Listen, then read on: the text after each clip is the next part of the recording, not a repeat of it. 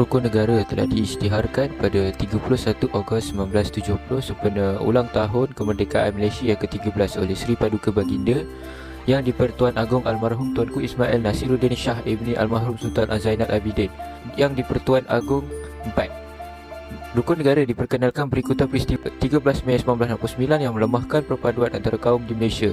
Rukun negara dibentuk dengan tujuan utama iaitu membentuk perpaduan yang kukuh. Prinsip-prinsip yang terkandung dalam rukun negara jelas merupakan kunci kepada keharmonian dan perpaduan kaum demi kejayaan dan kestabilan Malaysia. Rukun negara terbahagi kepada dua bahagian. Bahagian pertama, menggariskan objektif masyarakat Malaysia yang mahu dibentuk, mencapai perpaduan yang lebih erat dalam kalangan seluruh masyarakat, memelihara satu cara hidup demokratik, mencipta satu masyarakat yang adil di mana kemakmuran negara dapat dinikmati bersama secara adil dan saksama, membentuk satu sikap yang liberal terhadap tradisi kebudayaan yang kaya dan berbagai-bagai corak, dan membina sebuah masyarakat progresif yang akan menggunakan sains dan teknologi moden. 5 prinsip rukun negara: kepercayaan kepada Tuhan, kesetiaan kepada raja dan negara, keluhuran perlembagaan, kedaulatan undang-undang, kesopanan dan kesusilaan. Perlembagaan Persekutuan memperuntukkan bahawa Islam adalah agama rasmi persekutuan.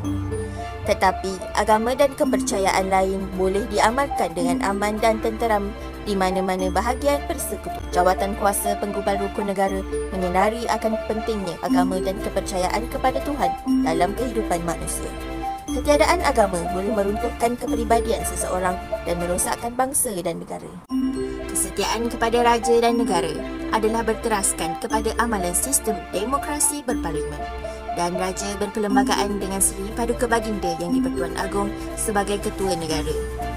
Selaras dengan kedudukan yang di-Pertuan Agong sebagai raja mengikut perlembagaan, Seri Paduka Baginda merupakan lambang dan perpaduan rakyat. Kesetiaan kepada raja dan negara bermaksud bahawa setiap warga negara hendaklah menumpukan sepenuh taat setia, jujur dan ikhlas kepada Seri Paduka Baginda yang di-Pertuan Agong. Keluhuran perlembagaan yang menekankan perlunya rakyat menerima, mematuhi dan mempertahankan keluhuran atau kemuliaan perlembagaan negara.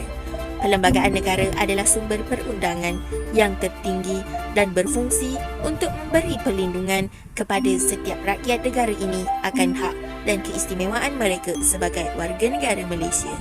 Perlembagaan negara telah digubal berasaskan kesepakatan semua kaum dan semua pihak di negara ini. Sumber rujukan bagi segala hal yang berkaitan dengan sistem pemerintahan, perundangan kedudukan dan hak sosioekonomi rakyat. Keadilan yang diasaskan atas kedaulatan undang-undang menunjukkan bahawa setiap rakyat adalah sama taraf di sisi undang-undang.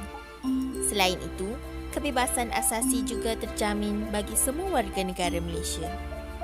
Undang-undang negara yang berasaskan perlembagaan perlu diterima dan dipertahankan kedaulatannya. Tanpa adanya undang-undang, maka negara tidak dapat mencapai keamanan dan kestabilan. Setiap negara memerlukan undang-undang untuk mengawal dan mewujudkan satu masyarakat yang aman, stabil dan makmur.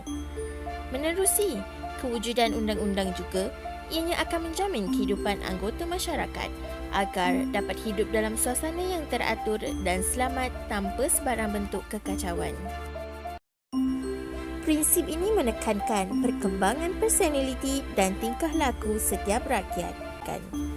Sikap bersopan santun dan bersusila patut diamalkan bagi membentuk seseorang individu dan masyarakat yang berdisiplin dan bermoral tinggi, yang akan membantu mewujudkan sebuah masyarakat yang harmoni.